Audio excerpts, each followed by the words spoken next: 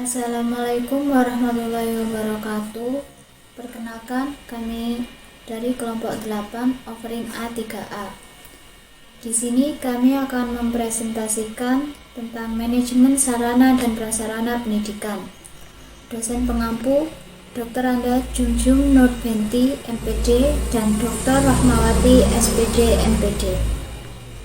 Sebelum memulai presentasi, izinkan kami memperkenalkan anggota dari kelompok 8. Perkenalkan, saya Eka Dwi Putri presensi 31.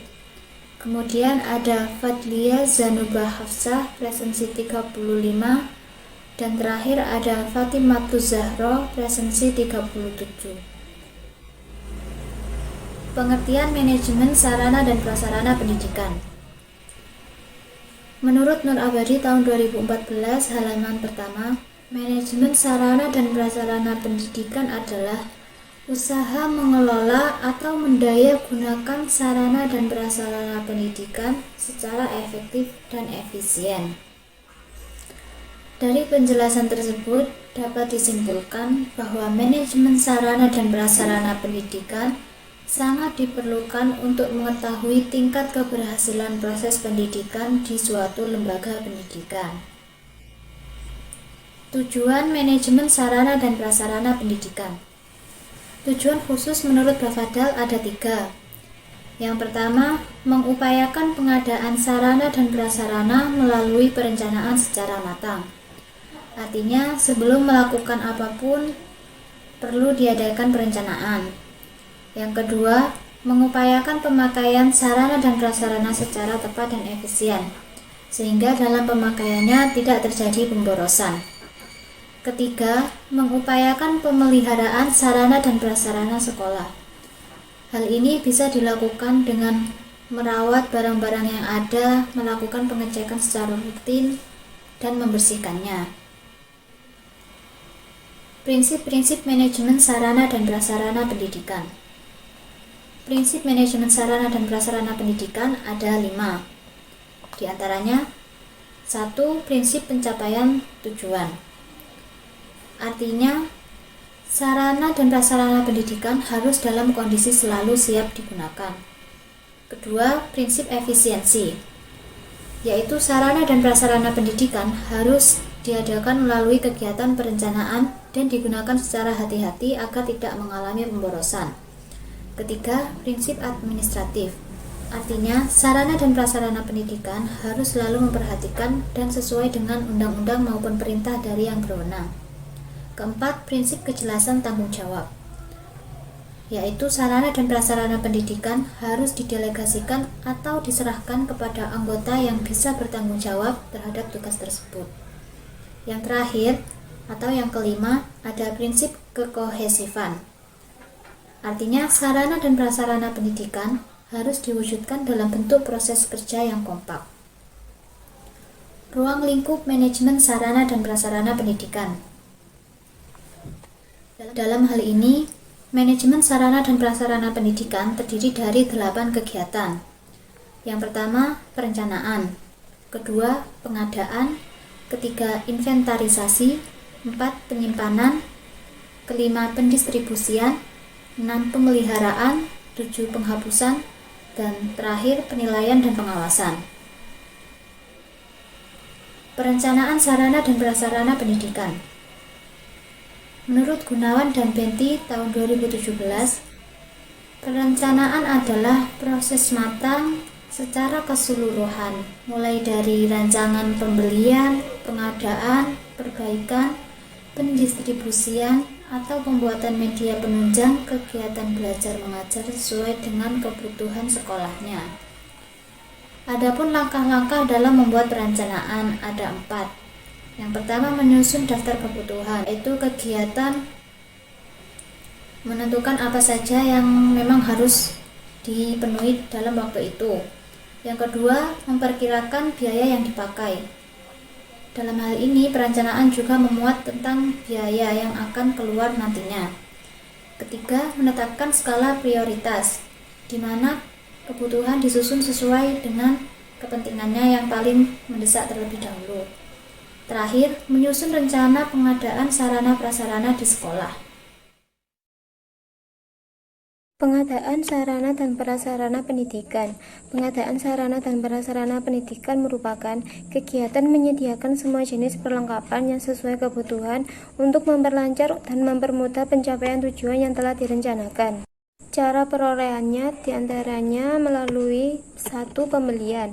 Pembelian merupakan pemenuhan sarana dan prasarana pendidikan dengan cara membayarkan sejumlah uang kepada penjual untuk memperoleh sarana dan prasarana yang sesuai dengan kesepakatan kedua belah pihak.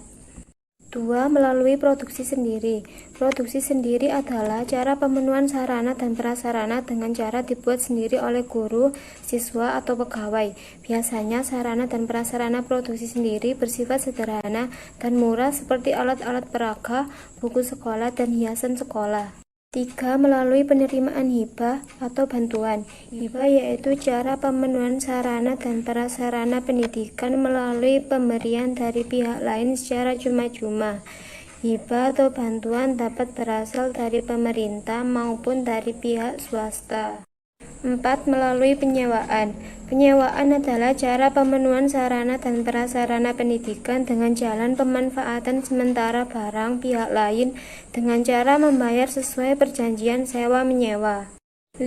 Melalui pinjaman.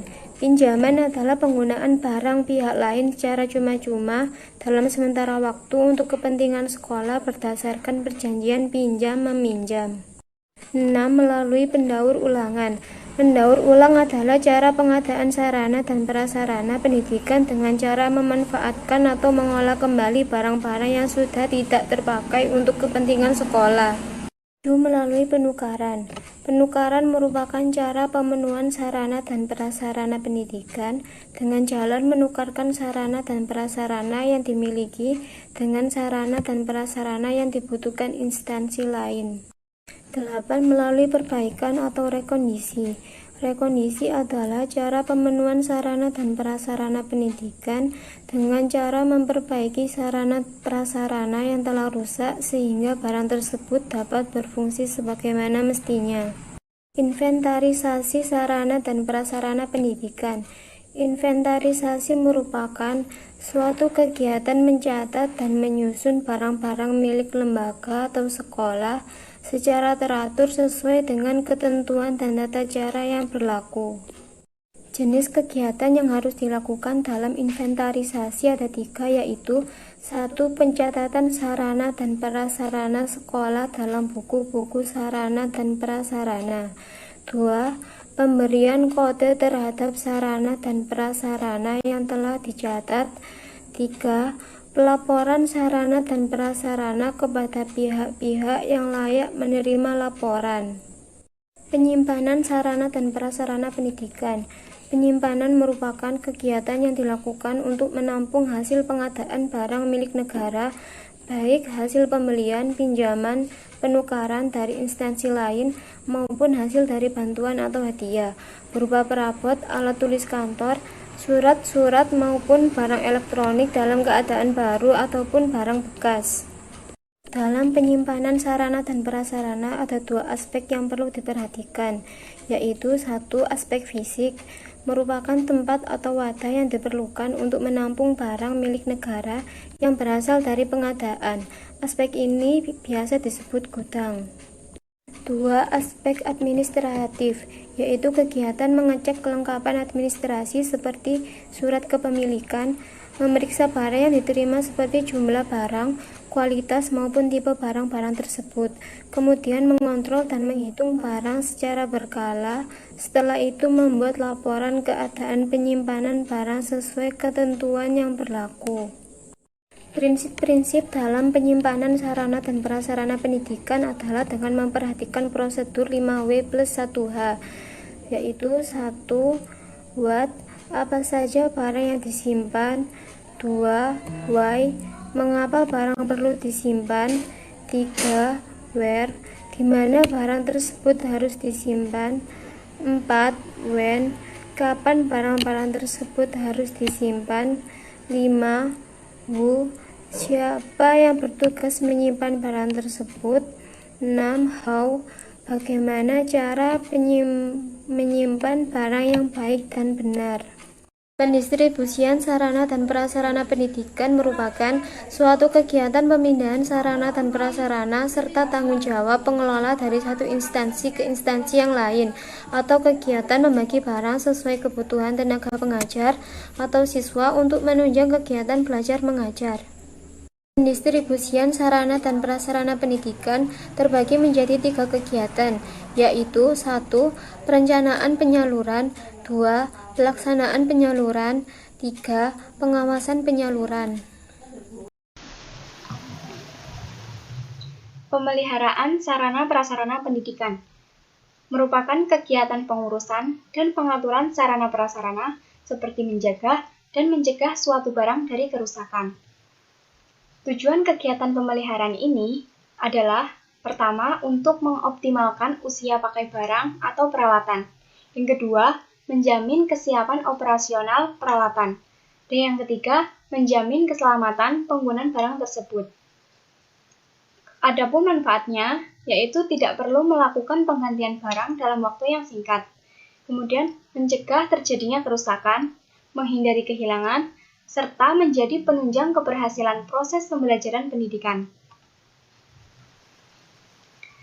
Penghapusan sarana prasarana pendidikan adalah kegiatan meniadakan barang-barang inventaris lembaga yang dianggap sudah rusak atau tidak berfungsi untuk kepentingan pelaksanaan kegiatan di sekolah. Tujuan kegiatan penghapusan ini adalah pertama, untuk mencegah atau membatasi pemborosan biaya pemeliharaan. Yang kedua, beban kerja pelaksanaan inventaris menjadi lebih ringan. Yang ketiga, pembebasan ruang dari menumpuknya barang yang sudah tidak digunakan lagi. Dan yang keempat, barang terbebas dari tanggung jawab pengurusan kerja. Dalam kegiatan penghapusan ini juga harus memenuhi beberapa persyaratan. Di antaranya, barang-barang tersebut sudah mengalami kerusakan yang berat. Kemudian, barang-barang tersebut sudah tidak sesuai dengan kebutuhan pada saat itu, dan barang-barang tersebut hilang atau musnah dikarenakan bencana alam. Cara melakukan penghapusan ini dapat dilakukan dengan pelelangan atau dengan pemusnahan. Penilaian dan pengawasan sarana prasarana pendidikan. Penilaian adalah kegiatan memberi penilaian untuk objek sarana prasarana pendidikan pada waktu tertentu. Sedangkan pengawasan merupakan usaha untuk menjaga, memelihara, dan memanfaatkan sarana prasarana dengan sebaik-baiknya. Kegiatan penilaian dan pengawasan ini sangat dibutuhkan dalam pelaksanaan suatu aktivitas. Karena kegiatan ini memberikan bahan-bahan yang dapat digunakan untuk memperbaiki sistem pelaksanaan kegiatan untuk proses yang selanjutnya. Adapun aspek-aspek yang diawasi dalam manajemen sarana prasarana pendidikan meliputi pertama, pengawasan terhadap analisis dan perencanaan sarana prasarana. Kedua, pengawasan terhadap pengadaan sarana dan prasarana. Yang ketiga, pengawasan terhadap penyimpanan sarana dan prasarana. Yang keempat, pengawasan terhadap pelaksanaan inventarisasi. Yang kelima, pengawasan terhadap pemeliharaan sarana dan prasarana. Dan yang keenam, pengawasan terhadap penghapusan sarana dan prasarana. Faktor pendukung dan faktor penghambat manajemen sarana prasarana pendidikan. Yang pertama yaitu faktor pendukung. Faktor pendukung dapat berupa dukungan dari pemerintah setempat, bantuan dana dari pemerintah, maupun masyarakat atau pihak luar. Sedangkan faktor penghambat yaitu dapat berupa keterbatasan dana dalam menyelenggarakan kegiatan dan lambatnya bantuan dari pemerintah.